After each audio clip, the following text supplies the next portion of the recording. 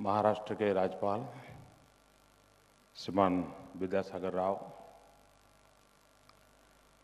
महाराष्ट्र के युवा मुख्यमंत्री श्रीमान देवेंद्र जी, केंद्र में मंत्रिपरिषद के मेरे साथी वित्त मंत्री श्रीमान अरुण जेटली जी, आरबीआई के गवर्नर श्रीमान रघुराम राजन जी और वित्त विश्व के सभी महानुभाव,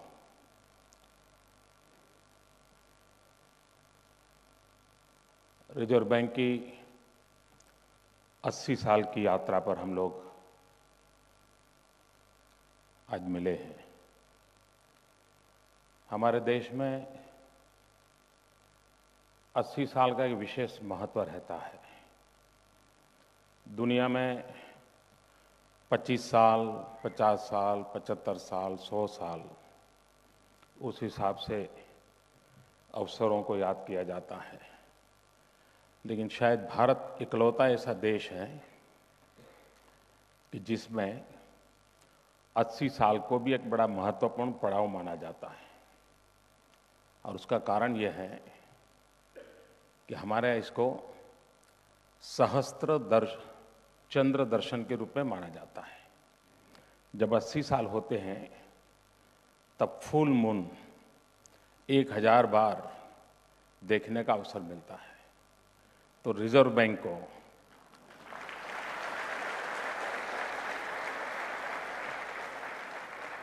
एक 1000 पूर्ण चंद्र के शीतलता के आशीर्वाद मिले हैं। और उस अर्थ में इस अवसर का एक विशेष महत्व होता है। मैं ज्यादा इस दुनिया का इंसान नहीं हूं, इसलिए जो भाषण आपने सुने अभी वो मेरे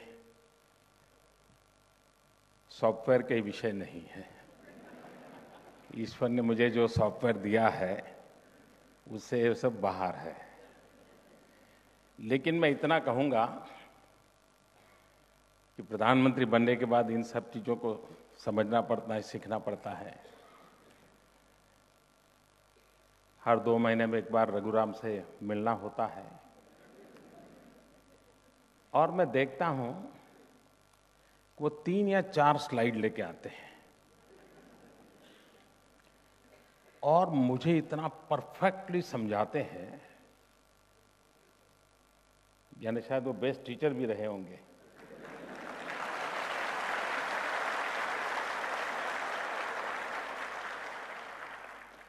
कोई मुझे क्वेश्चन नहीं करना पड़ा, मुझे बिल्कुल समझ आता है हाँ ये कहना चाहते हैं और इसका मतलब ये होता है, इसका ये परिणाम होता है। और इसका मतलब ये हुआ कि शायद सरकार की और आरबीआई की सोच में बहुत साम्यता होगी, तब ये संभव होता होगा। और मैं मानता हूं ये बहुत आवश्यक होता है। और उस विषय में मैं एक सरकार के प्रतिनिधि के रूप में अपना संतोष व्यक्त करता हूं।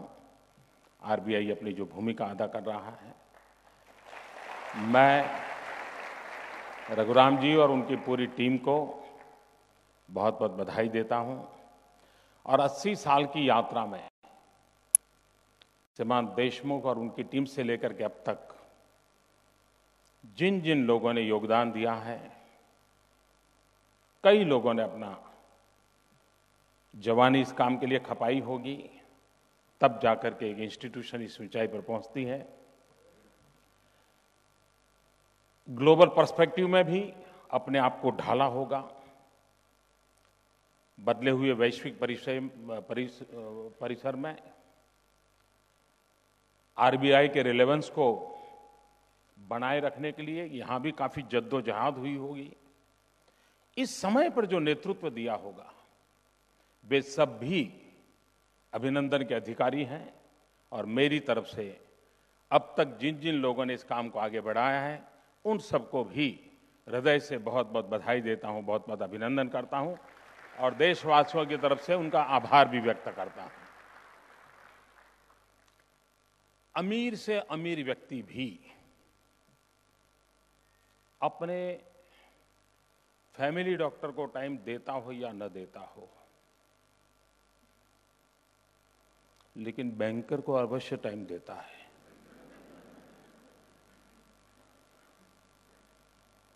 उसके जितने लंच डिनर होते होंगे उसमें ज्यादातर बैंकर के साथ होते होंगे। अमीर को भी जहां जाना पड़ता है मांगने के लिए, वो जगह है बैंक। तो मैं भी आज यहां मांगने के लिए आया हूं।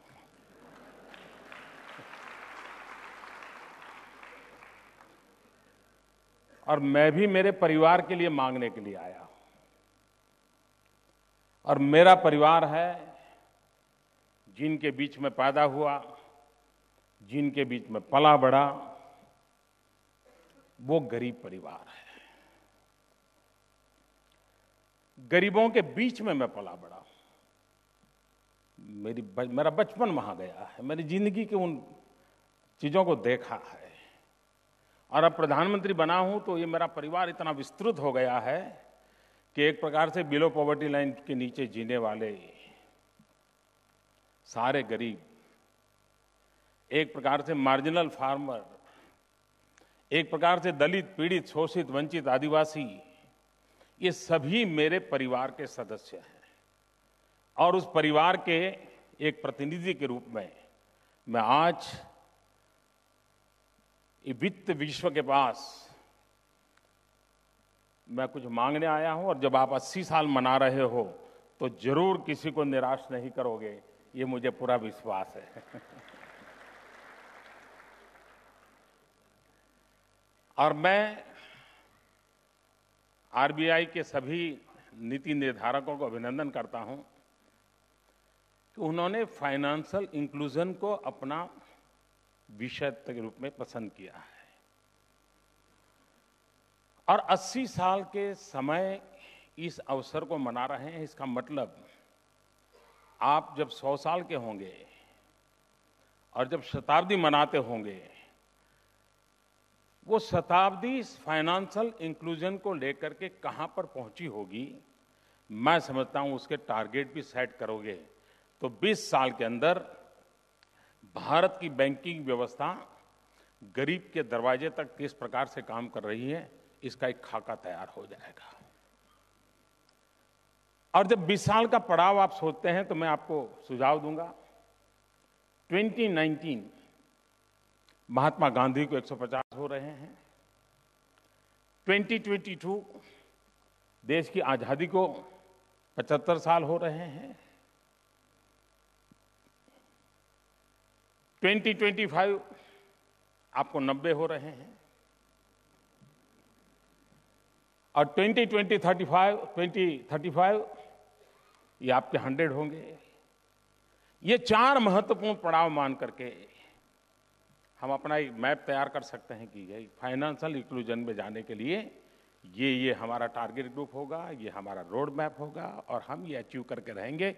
और पूरे भारत में चाहे कोऑपरेटिव सेक्टर का बैंकिंग हो या माइक्रो फाइनेंस करने वाले इंस्टीट्यूशंस हो या हमारी नेशनलाइज्ड बैंक्स हो या रिजर्व बैंक स्वयं हो, हम सब एक ही दिशा में सोचें। ऐसा हो सकता है क्या? अगर प्रधानमंत्री जन धन योजना सफल न होती, मैं नहीं मानता हूं कि वित्त व्यवस्था से जुड़े हुए लोगों को इसकी इतनी ताकत का अंदाज आता। बड़ा ही उपेक्षित वर्ग रहा। आजादी के इतने साल के बावजूद भी 50% से ज्यादा लोग अर्थव्यवस्था की जो रीढ़ होती है बैंकिंग व्यवस्था, उसके दरवाजे तक नहीं पहुंचे थे। मैं सभी बैंकों के छोटे मोटे हर व्यक्ति को आज बधाई देना चाहता हूं कि उन्होंने पुरुषार्थ किया, परिश्रम किया और आज देश ने अचीव किया है। ये छोटा अचीवमेंट नहीं है। भारत की आजादी के बाद गरीब से गरीब की व्यक्ति का देश की आर्थिक मुख्य धारा से जुड़ना, ये अपने आप में बहुत बड़ा अचीवमेंट है। उसने फाइनेंशियल वर्ल्ड में एक नया विश्वास पैदा किया है और एक नई दिशा का संकेत दिया है। दूसरी तरफ, जब तक हम गरीब की तरफ देखने का अपना नजरिया नहीं बदलेंगे, इंडिविजुअल लेवल पे नहीं, एक समाज के आर्थिक ढांचे के रूप में तब तक हम शायद प्रोजेक्ट लेंगे, परिणाम लेंगे, लेकिन जब तक वो कन्विक्शन नहीं बनता है, आर्टिकल ऑफ फेथ नहीं बनता है, हम शायद परिणाम प्राप्त नहीं कर सकते। और आर्टिकल ऑफ फेथ बनने के पीछे या कन्विक्शन बनने के लिए कुछ घटनाएं होती हैं जो हमारी सोच को बदलती है। मैं मानता हूं प्रधानमंत्री जनधन योजना की सफलता उस बात की ओर संकेत करती है। सरकार ने तो तैयार किया था, आरबीआई ने माना था, बैंकों ने मदद की थी कि हम जीरो बैलेंस अकाउंट खोलेंगे। और आप देखिए, गरीब की अमीरी देखने का इससे बड़ा कोई अवसर नहीं हो सकता है। बैंक वालों ने अमीरों की गरीबी बहुत बार देखी होगी। समय पर पैसे जमा न करने वाले कई अमीर उन्होंने देखे होंगे। रिस्क लेने वाले बैंक मैनेजर भी परेशान रहते होंगे, यार मार्च एंडिंग तक नहीं हुआ तो मर जाऊंगा मैं तो आपने अमीरों की गरीबी देखी होगी, लेकिन इस जनधन की योजना से आपने गरीबों की अमीरी के देखने का सौभाग्य मिला।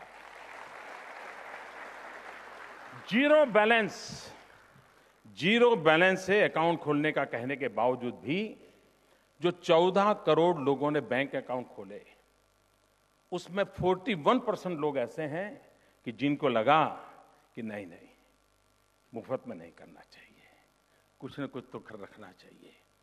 और 14,000 करोड़ रुपया उन्होंने जमा करवाया। 14,000 करोड़ रुपया।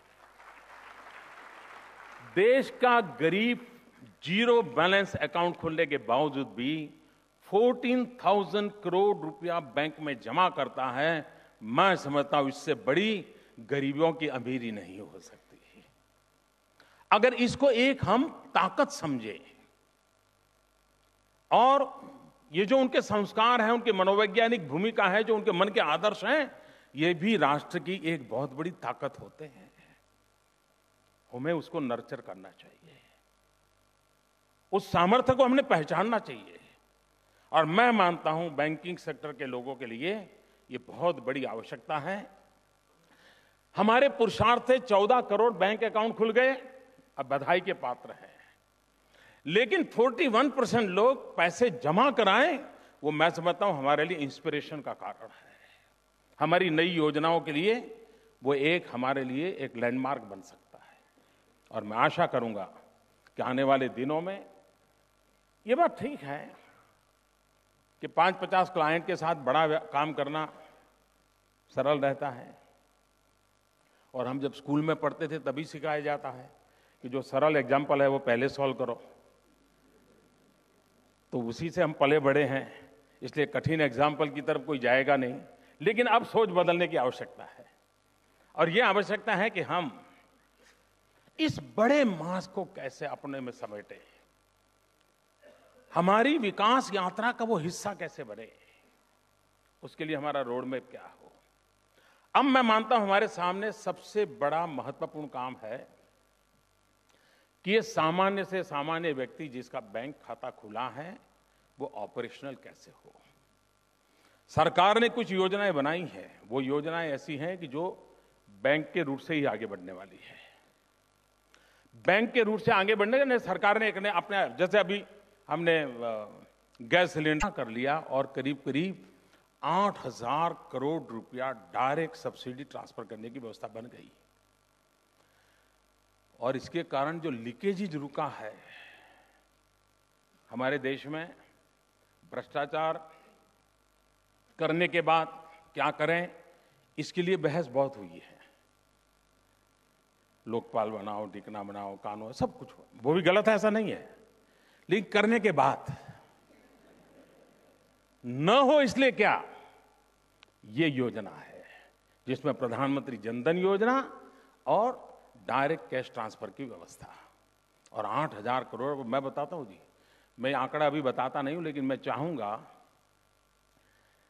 कि पॉलिटिकल पंडित जरा निकाले कि कितनी एक्स्ट्रा सब्सिडी जाती थी जिसमें सिलेंडर भी नहीं होता था, सिलेंडर लेने वाला भी नहीं होता था, लेकिन चेक फटता था। अब इस व्यवस्था से यानी ट्रांसपेरेंसी भी लाई जा सकती है। बैंकिंग व्यवस्था से इतना बड़ा रिफॉर्म हो सकता है, वो शायद हमारे यहां सोचा नहीं गया था, आज हो रहा है। और उस अर्थ में बैंक के लोगों के लिए एक बड़ा गौरव का विषय है कि देश में ट्रांसपेरेंसी लाने में बहुत बड़ी भूमिका आज बैंकिंग सेक्टर करना शुरू किया है। ये भी हमें एक नया विश्वास पैदा करता है हमारे में, एक नई आशा को जन्म देता है। कुछ बातें ऐसी हैं कि आपने देखा होगा कि आपके बैंक में number 2, number 3, number 4, number 5, number 6, number 7, number 8, number 9, number 10 जितने भी लोग होंगे, उनको खुश रखने के लिए आपको कितनी मेहनत पड़ती है। हर काम की तारीफ करनी पड़ती है हर बार, लेकिन आपका नंबर 2, आपका नंबर 3, आपका नंबर 2, आपका नंबर 3, नंबर 4, उसको दौड़ाने के लिए आपका पसीना छूट जाता है।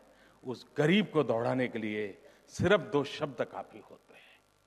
कहने का तात्पर्य है कि ये जिसको हमने चौथी पादान पर रखा हुआ है, उसके डीएनए में वो कौन सी चीज है जो इतना बड़ा परिणाम देती है, आपके लिए रिस्क लेती है, रात भर सोता नहीं है। जो वो आपके लिए करता है, वही वो देश के लिए भी कर सकता है। ये गरीब जो है, उसको थोड़ा सहारा चाहिए। जो आपके व्यक्तिगत जीवन में परिणाम देता है, वही गरीब राष्ट्र जीवन में भी परिणाम दे सकता है। जब तक इंटेलेक्चुअली हम इस चीज को कन्विंस नहीं होंगे, जब तक ये हमारा आर्टिकल ऑफ फेथ नहीं बनेगा और हमारी रोजमर्रा की घटनाओं को मैं जिस नजरिए से कह रहा हूं उस नजरिए से नहीं देखें, तब तक इंक्लूजन एक प्रोग्राम बनेगा, इंक्लूजन स्वभाव नहीं बनेगा। मुझे इंक्लूजन प्रोग्राम नहीं, इंक्लूजन स्वभाव बनाना है। और एक बार आप सोचिए, फिर आपका आनंद कुछ और होगा। आपने देखा होगा जो विमेन सेल्फ हेल्प ग्रुप को पैसे देते हैं जो बैंक, आप उनके किसी का भी इंटरव्यू ले लीजिए, 100 लोगों का सर्वे करा लीजिए, वो आपको बताएंगे कि विमेन सेल्फ हेल्प ग्रुप में जो महिलाएं हैं, गरीब से गरीब है, लेकिन अगर उसको बुधवार को 100 रुपया वापस करना है तो मंगल को आकर के दरवाजे खटखटाती हैं कि मेरे 100 रुपया ले लो। आप देखिए, इतनी बड़ी ताकत है। इस ताकत को राष्ट्र के विकास में हम कैसे जोड़े हैं। मुझे विश्वास है कि अब जो माहौल बना है और वो परिणाम बहुत बड़ा देंगे। अभी हम जो मुद्रा बैंक का कंसेप्ट लेकर के आगे बढ़ रहे हैं, मैं चाहता हूं आगे वो एक मोबाइल बैंकिंग का ही रूप में एक इवॉल्व हो जाए। इस देश में करीब 5.25 करोड़ से ज्यादा ऐसे छोटे छोटे लोग हैं जो सबसे ज्यादा लोगों को रोजगार देते हैं। और आज फाइनेंस की जो स्थिति देखें तो एवरेज इन लोगों का 17,000 रुपीज से ज्यादा कर्ज नहीं है। Only 17,000 rupees. ओनली 17,000 रुपीज के कर्ज से वो किस प्रकार से इकोनॉमी को ड्राइव कर रहा है, कितने लोगों को रोजगार दे रहा है, जीडीपी में कितना बड़ा कंट्रीब्यूशन कर रहा है। अगर ये 5-6 करोड़ लोग हैं जो कोई सब्जी बेचता होगा, दूध बेचता होगा, अखबार बेचता होगा, छोटे लोग हैं, उनको क्या चाहिए? 1,000 रुपया, 2,000, 5,000 रुपया, उसको कुछ नया करने की ताकत आएगी। सुबह अखबार बेचता है, अगर 2,000 रुपया है तो दोपहर को गुब्बारे बेचने जाएगा, तो शाम को बर्फ की लहरी चला लेगा। वो अपना दिन भर में 4 प्रकार के काम करके अपनी इनकम को 2,000 से 20,000 तक ले जाएगा और देश की इकोनॉमी को ड्राइव कर देगा और 6 लोगों को रोजगार देने की उसकी ताकत होगी। क्या हम उन चीजों पर ध्यान दे सकते हैं? क्या हमारा किसान आत्महत्या करता है, ये दर्द सिर्फ अखबारों के पन्नों पर और टीवी की स्क्रीन पर नहीं होना चाहिए।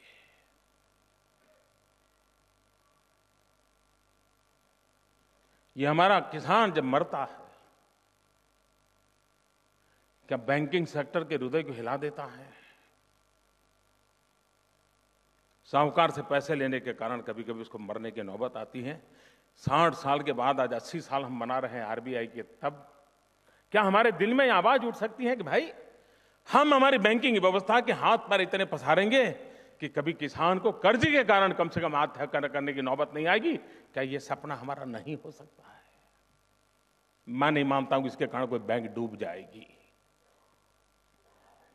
हम कभी ये तो सोचते हैं कि कोई कंपनी हमारे पास आए और वो कहे कि भाई हमारा जो फैक्ट्री है, हम उसकी टेक्नोलॉजी अपग्रेड करना चाहते हैं, हम एनवायरमेंट फ्रेंडली टेक्नोलॉजी लाने वाले हैं, कार्बन एमिशन कम करने वाली लाने वाले हैं, हमें बैंक से इतना पैसा चाहिए। हम खुशी से देते हैं कि नहीं देते हैं? हमारे ब्रोचर में भी छापते हैं कि हमने कार्बन एमिशन कम करने वाले इनिशिएटिव्स को इतना इतना बैंकिंग किया, बड़ा गर्व करते हैं। लेकिन कोई किसान आकर के ये कहे कि मुझे 50 पेड़ लगाने हैं, मुझे बैंक की लोन दो, मुझे बताइए कार्बन एमिशन के लिए ये बहुत बड़े से बड़ी फैक्ट्री लगा रहा है कि नहीं लगा रहा है? लेकिन मुझे मेरे तराजू में वो तो है, लेकिन ये नहीं है। क्या हमारा बैंकिंग सेक्टर, आप देखिए, हम टिम्बर इंपोर्ट करते हैं, किसान मर रहा है। अगर हम एक इनिशिएटिव ले, एक नई योजना बना सकते हैं कि हमारे देश में जो मार्जिनल फार्मर है उसकी ज्यादा जमीन, एक खेत और 2 खेत को डिमार्केशन में जो जगह जाती है उसमें वो बाड़ लगा देता है, और इतना वेस्टेज है। भारत जैसे देश को ये जमीन बर्बाद होने की चिंता करने की आवश्यकता है, उसी दिशा में कोई ध्यान नहीं देता। लेकिन अगर हम बैंकिंग के द्वारा इनिशिएटिव ले कि भाई जो डिमार्केशन का तुम्हारा बॉर्डर है वहां अगर तुम पेड़ लगाते हो तो हम तुम्हें इतना फाइनेंस करेंगे, और ये पेड़ तुम्हारी मालिकी का बनेगा, आगे चल करके हमारी ये पार्टनरशिप होगी, तुम्हारी बेटी की शादी होगी और 4 पेड़ काटने होंगे, टिम्बर के रूप में बेचना होगा, तो बैंक को इतना पैसा देना था, तुम इतना मुझे बताइए तैयार होगा कि नहीं होगा? हम कार्बन न्यूट्रल डेवलपमेंट की दिशा में हमारा कंट्रीब्यूशन होगा कि नहीं होगा? और जिस किसान की फसल तो बर्बाद हो जाएगी, लेकिन पेड़ खड़ा होगा तो उसको लगेगा अभी तो मेरी कोई छाया है, मैं जिंदगी में मरने की जरूरत नहीं है, ये पेड़ के सहारे मैं फिर से एक बार नई जिंदगी खड़ी कर दूंगा। विश्वास पैदा हो सकता है कि नहीं हो सकता है? और इसलिए मैं कहता हूं कि हमें समाज के भिन्न भिन्न तबके और बड़े क्रिएटिव माइंड के साथ हम किस प्रकार से फाइनेंसिंग की व्यवस्था करें जिसके कारण उसको एक लॉन्ग टर्म सस्टेनेबिलिटी के लिए वो फायदा कर सके, हम उस नए तरीकों को कैसे सोचें। जिस प्रकार से फाइनेंशियल इंक्लूजन में इमीडिएटली हमारे देश में 2 चीजों पर हमारा ध्यान जाता है। एक, आर्थिक लेयर, इनकम के आधार पर या स्थिति रहन सहन के आधार पर। दूसरा, सामाजिक ताने बाने, जाति प्रथा का थोड़ा प्रभाव रहता है। लेकिन इंक्लूजन में एक नए पैरामीटर की ओर देखने की जरूरत है, और वो है ज्योग्राफिकल इंक्लूजन। आज भी देश में देखिए हमारी इकोनॉमी को, और ये हम सबने सोचना चाहिए। गोवा हो, कर्नाटक हो, महाराष्ट्र हो, गुजरात हो, राजस्थान हो, हरियाणा हो, देश का पश्चिमी छोर, वहां तो आर्थिक गतिविधि दिखती है, लेकिन जो देश का पूरब का छोर, जिसके पास सर्वाधिक प्राकृतिक संपदा है, वहां आर्थिक गतिविधि नहीं है। हमारे फाइनेंशियल इंक्लूजन के मॉडल में मैं देश के पश्चिमी छोर पर तो आर्थिक व्यवस्थाओं के लिए मेरी बैंकिंग व्यवस्था सबसे ज्यादा काम कर रही है, लेकिन पूरब का इलाका जहां पर इतनी बड़ी प्राकृतिक संपदा पड़ी हुई है, जहां पर इतना सामर्थ्यवान मनुष्य बल है, मैं उसके विकास के लिए क्या करूंगा? इसलिए हमारे ज्योग्राफिकली भी मैपिंग करने की आवश्यकता है। वो कौन से इलाके हैं कि जिसमें पोटेंशियल है लेकिन हमारी रीच नहीं है।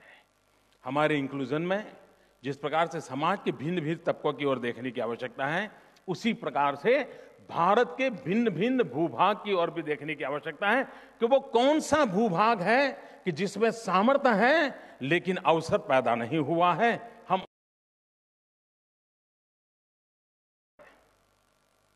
और विकास करना है तो हमने उसकी परंपरागत ताकत को सबसे पहले पहचानना पड़ता है। क्या हमारी बैंकिंग व्यवस्था में डिस्ट्रिक्ट को अगर एक ब्लॉक माने तो हमारे पास मैपिंग है क्या कि भाई वहां का पोटेंशियल ये है, अनटैप पोटेंशियल इतना है, टैप करना है तो दिस आर द।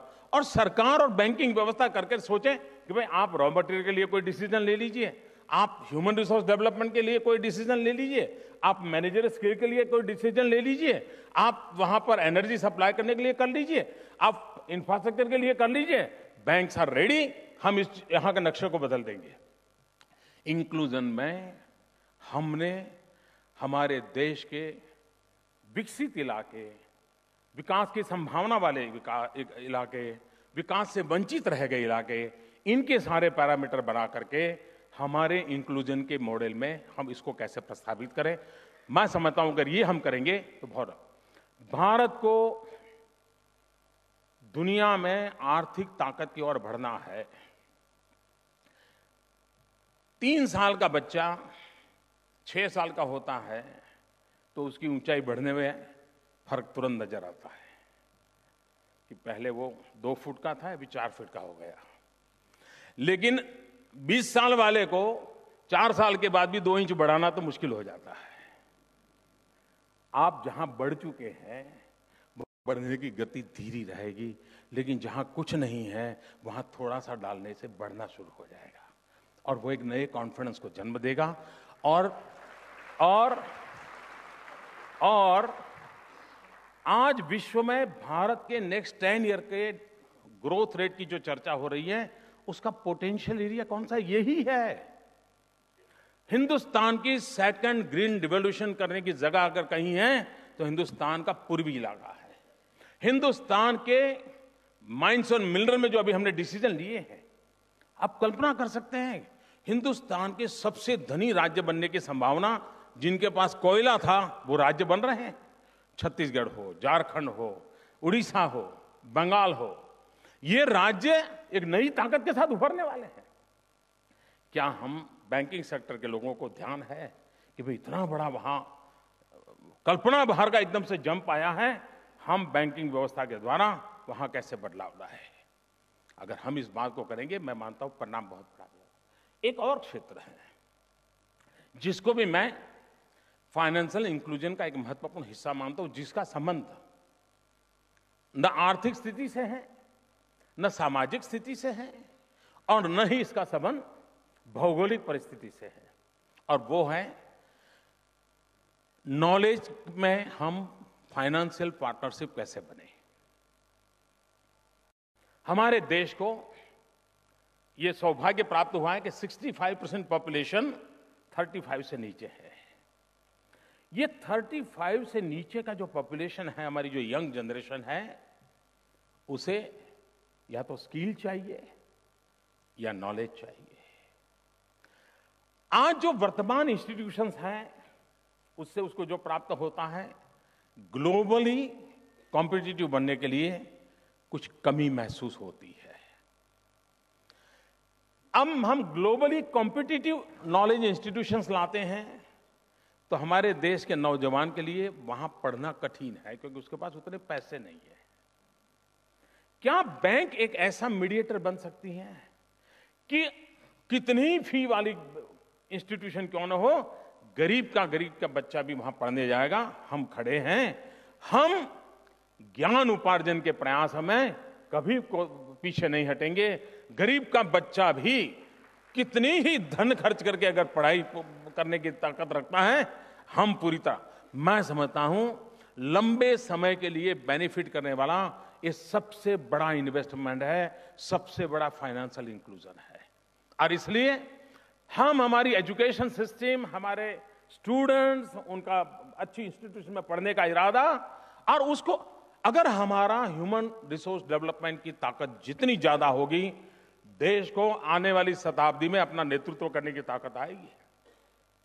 हमारी इमारतें कितनी अच्छी बनी हैं, इससे दुनिया में हिंदुस्तान की ताकत बढ़ने वाली नहीं है।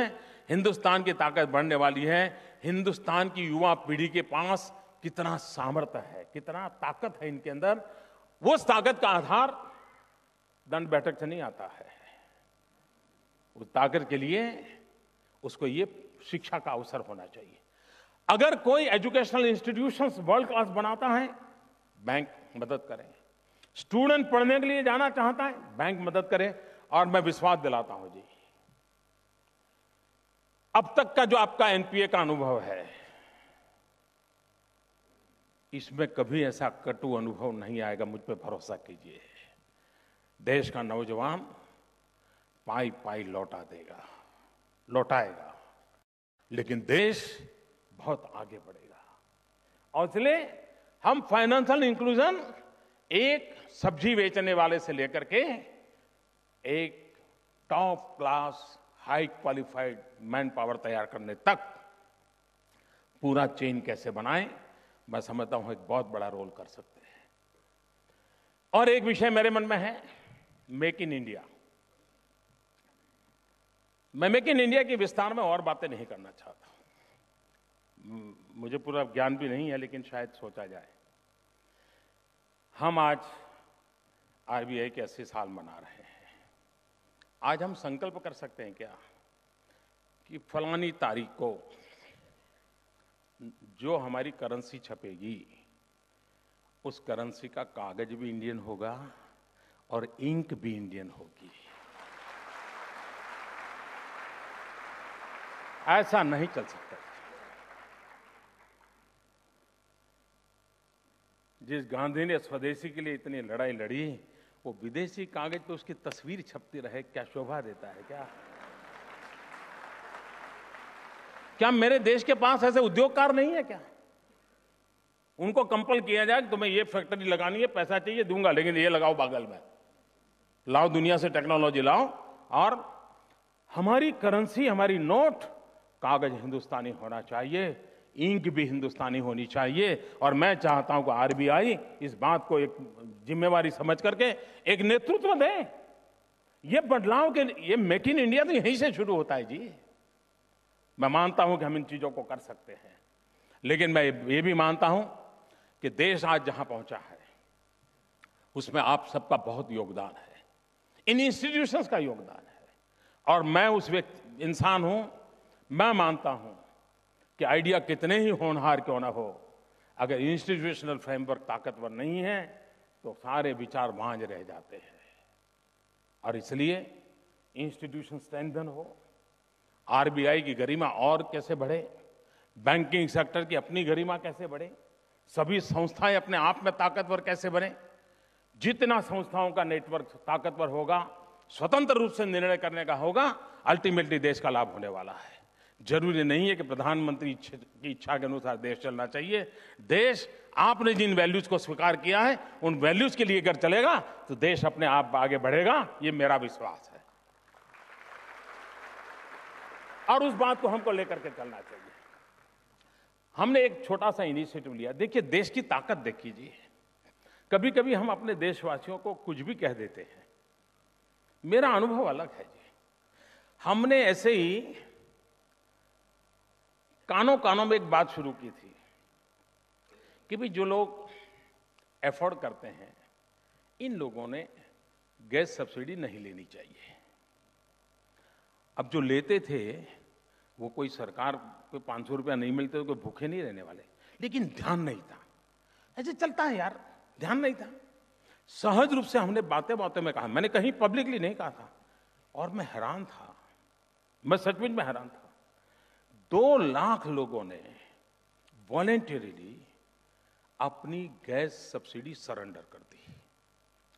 कानों कानों पे बात पहुंची। ये देख करके मेरा विश्वास बढ़ा, तो मैंने अभी ऑफिशियली पिछले हफ्ते लॉन्च किया कि भाई जो अफोर्ड करते हैं उन्होंने गैस सब्सिडी को सरेंडर करना चाहिए। और सरकार का इरादा सब्सिडी बचा करके तिजोरी भरना नहीं है। हमारा इरादा ये है कि अगर आप एक सिलेंडर छोड़ते हो तो मैं वो सिलेंडर उस घर को देना चाहता हूं जिसमें लकड़ी का चूल्हा है और जिसके कारण पॉल्यूशन होता है और जिसके कारण उनके बच्चों को धुएं में पलना पड़ता है और बीमारी का घर हो जाता है। मैं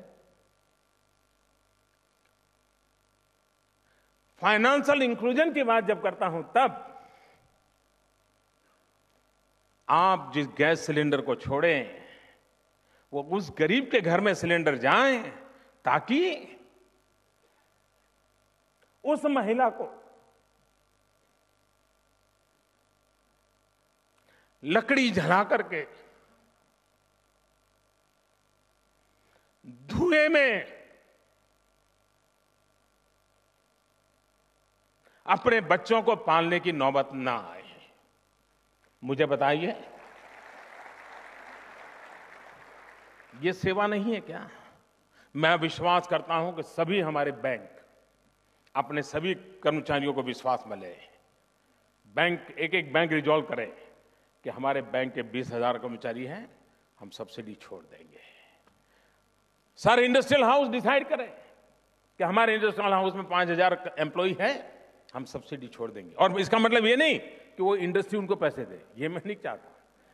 वॉलेंटरी देना यानी देना, हर एक व्यक्ति का। अगर हिंदुस्तान में हम 1 करोड़ लोग ये गैस सिलेंडर की सब्सिडी छोड़ दें, इतनी ताकत रखते हैं, 1 करोड़ गरीब परिवारों में जहां लकड़ी का चूल्हा जलता है, जिसके कारण जंगल कटते हैं, जिसके कारण कार्बन एमिशन होता है, जिसके कारण गरीब के बच्चे को धुएं में पलना पड़ता है। फाइनेंशियल इंक्लूजन हर छोटी चीज में संभव होता है। अपने आचरण से, अपने व्यवहार से, अपने विजन से यह संभव होता है। मैं फिर एक बार आप सबका बहुत आभारी हूं। मैंने काफी समय ले लिया, लेकिन मुझे विश्वास है, मैंने पहले ही कहा था, मेरा ये सॉफ्टवेयर नहीं है, मैं इस क्षेत्र का नहीं हूं, लेकिन मैं जिस बिरादरी में पैदा हुआ,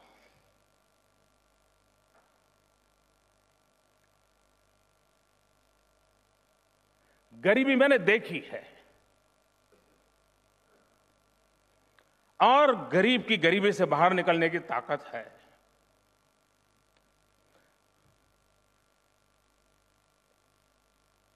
थोड़े हैंड होल्डिंग की आवश्यकता है, थोड़ा सा हैंड होल्डिंग करने की ताकत बैंकिंग सेक्टर के पास है।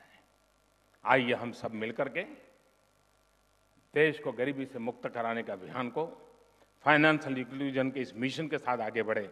मेरी आप सबको बहुत बहुत शुभकामनाएं। धन्यवाद।